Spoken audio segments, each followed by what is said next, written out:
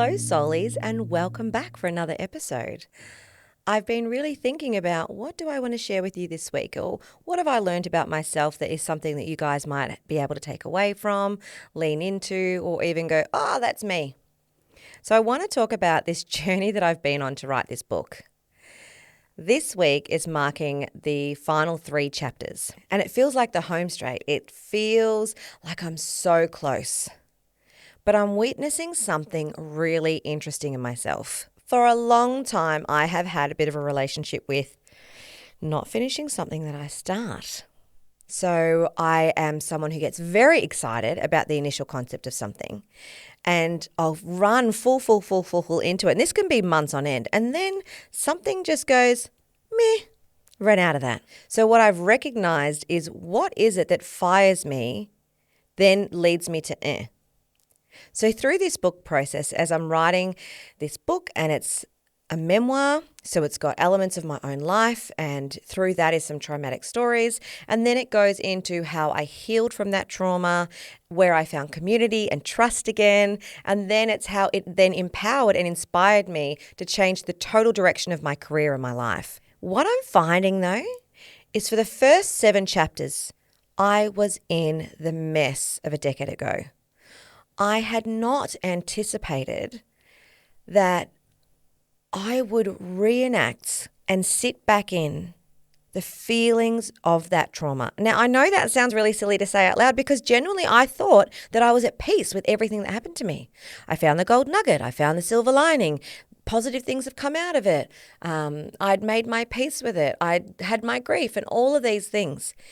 But there was something about writing it down and going back over the details that brought it all back up as if it was literally the same day and that next week and that next month.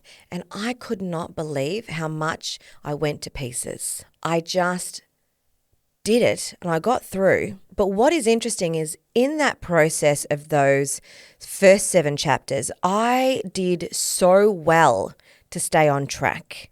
I did so well at maintaining momentum, even though I was so uncomfortable and I was under pressure. I don't know if it was a balance between I just have got to get through this, so you grit and you bear down and you white knuckle it through the experience, or whether it was that I feel like I need to honor this.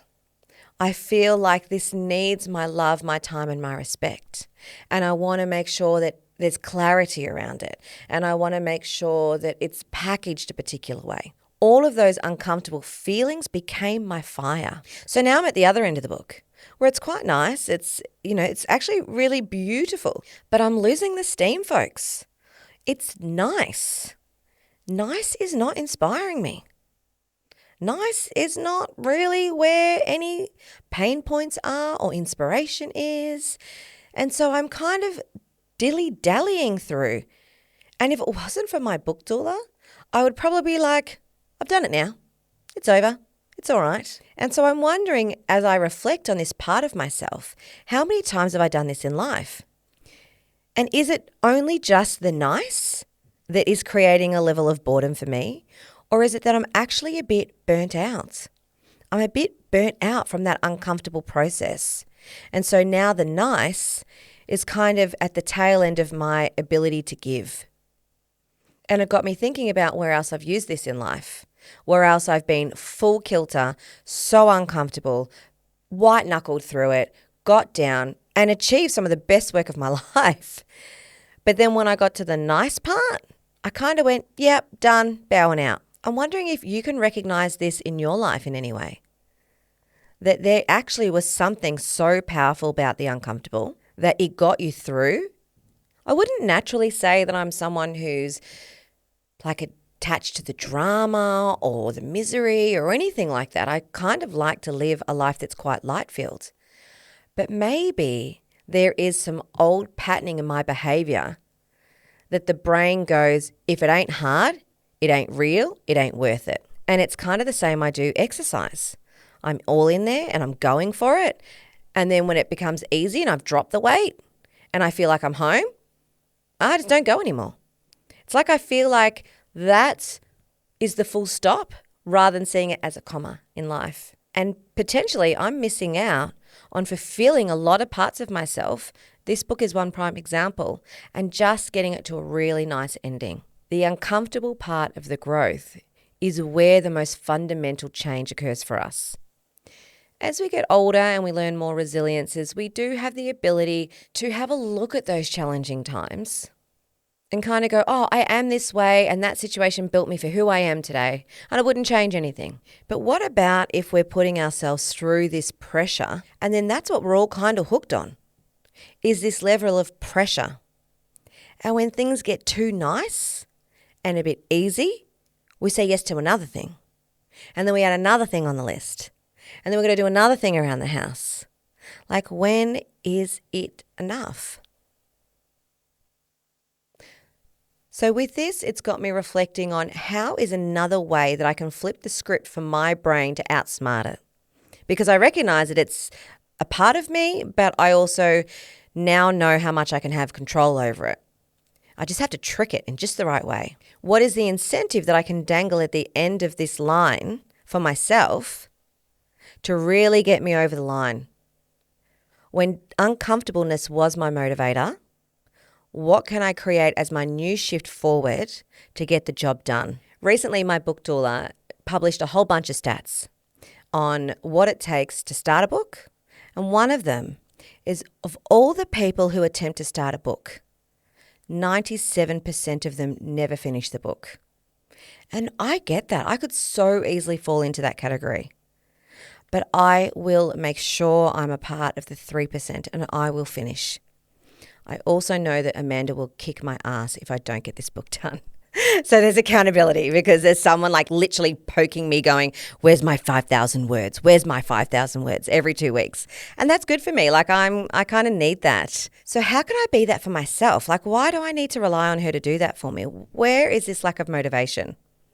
Why is nice so unattractive for me? I don't know. So what I'm going to do is I'm going to give myself an incentive, because one of my values is adventure and exploring. To get me across the line, for every 5,000 words that I do, I'm going to give myself one night's accommodation somewhere with my family. So I've got about 15,000 words to go.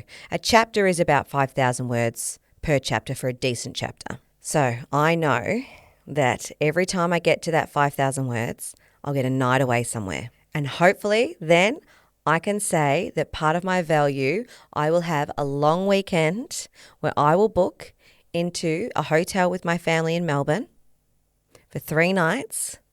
And it will be the celebration of me completing this book and finishing this manuscript. Sometimes we need a carrot. We need to chase something that feels of value to us to motivate it. And that will be what I will do to flip the script.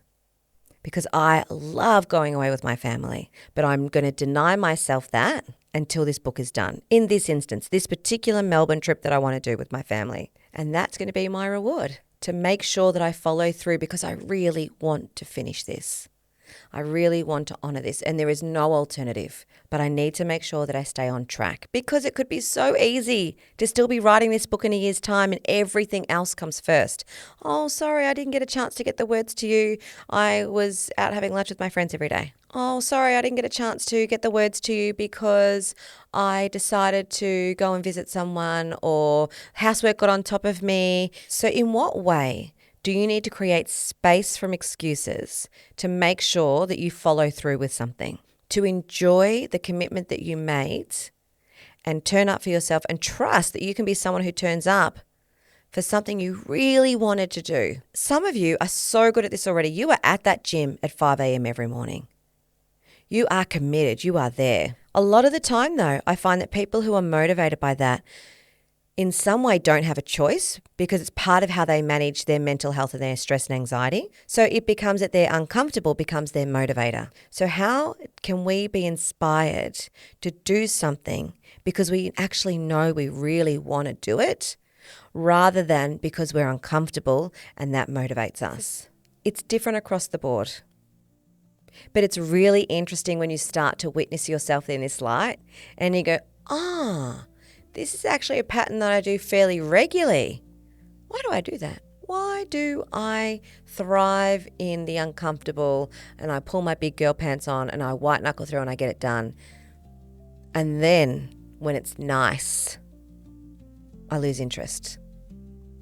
That's just my little reflection of today. I hope that you have had a little bit of insight, understanding that we're not all perfect. We're trying to figure it out as we go. We're learning about ourselves every day. And there is a curiosity at how you can do this that actually becomes really fun. So take care. Enjoy the rest of your week. And thanks for listening. And that is all for today, folks. I feel so grateful and blessed to be able to share these stories with you and to bring us together as a community. I'm Gayle Wilson, and this is Soul Care's podcast, Naked. You can find further resources at my website, soulcarehealing.com.au. These resources are designed to support you and your family as you experience big emotions through this journey back to empowerment, healing, and self-connection. Don't forget to follow and subscribe so that you can get notifications on the next episode as it lands. Take care and just be kind to yourself.